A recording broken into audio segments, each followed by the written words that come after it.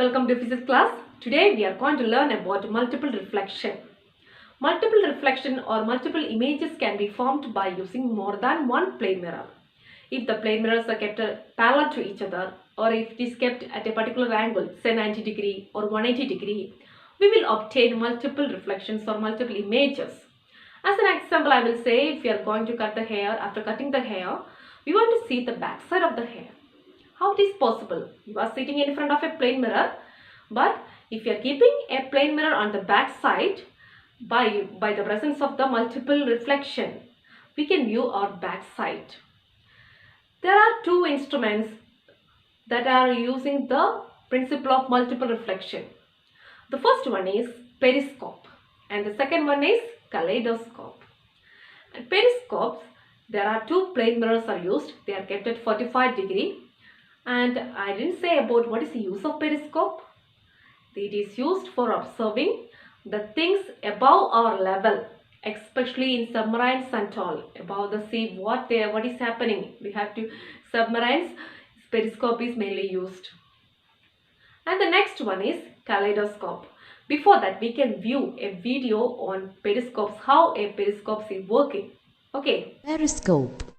A periscope is used to see objects which are not in the same level as the observer.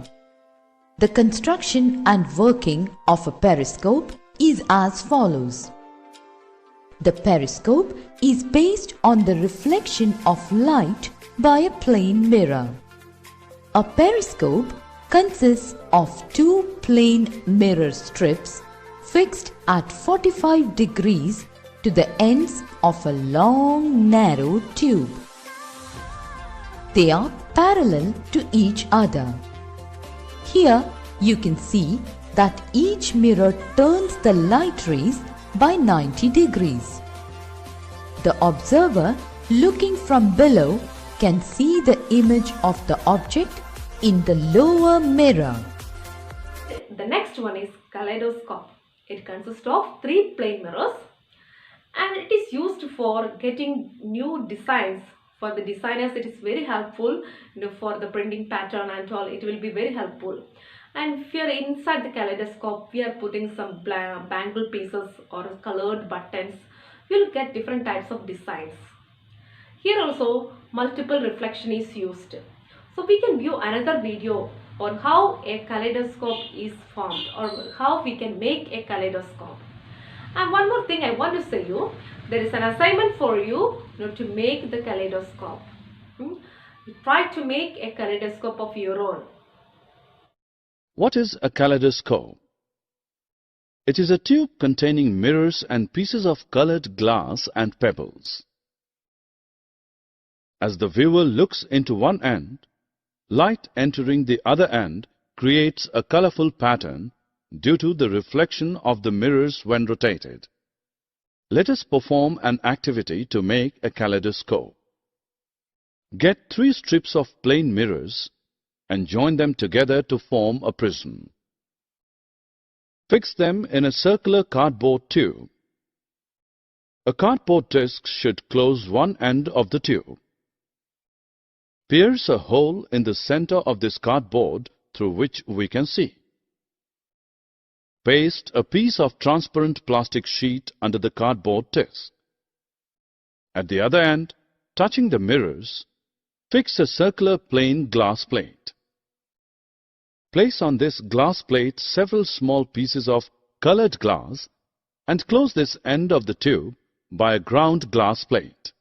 Now look through the peephole in a well-lit area and rotate the kaleidoscope to view from the hole in the cardboard disc a variety of beautiful colorful patterns in the tube.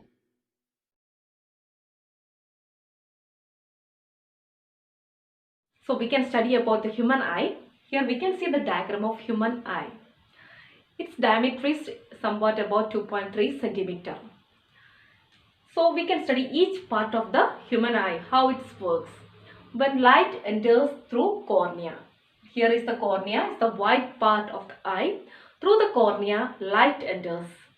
And after that, it will reach the pupil. Before that, iris is there. You know what is iris? Here is the iris. Iris protect the pupil. Iris control the amount of light entering into the human eye, so that it will sometimes, if you are go in front of a bright light, it's very difficult for us to see the bright light. So at that time the pupil will contract itself. It will not allow light to enter through it. That is, here iris is protecting the pupil. But in the case of if you are studying in the dim light, at that time the pupil expands and it is protected and it is controlled by the iris. So the amount of light entering to the eye is controlled by iris. Inside the iris there is pupil and contains different pigments. That is, some person's eye is green colored, someone is black, someone is brown. It is depend upon the pigment present in the pupil. And after that there is lens. Lens help to focus the image. That is, whatever the things we are seeing, lens focus that image and the image is formed on a screen known as retina behind the lens. Here is the retina. Image is formed on the retina. So once more I will explain. Through the cornea. Cornea is a transparent part, which is the white part of the eye. Through the cornea light will enters and the iris protect the pupil by controlling the amount of light entering through the pupil, and through the pupil the light reaches the lens, and lens is held by ciliary muscles. Here there are ciliary muscles are there, and after that the image is formed on the retina, and on the retina image is formed inverted, but we are seeing the object erect. How it is possible? Yes, this image is taken to the brain by the optic nerve, and this, from the brain only, brain interpret the image properly, and we are seeing the erect image correctly. And here the retina consists of two types of cells, rods and cones. Cones distinguish the color, so that we can identify the different colors. And one more thing you have to study about the blind spot. This is an assignment for you. What is a blind spot? It's a spot in between, that is in the junction of retina and optic nerve. A blind spot is there where no sensory cells are there.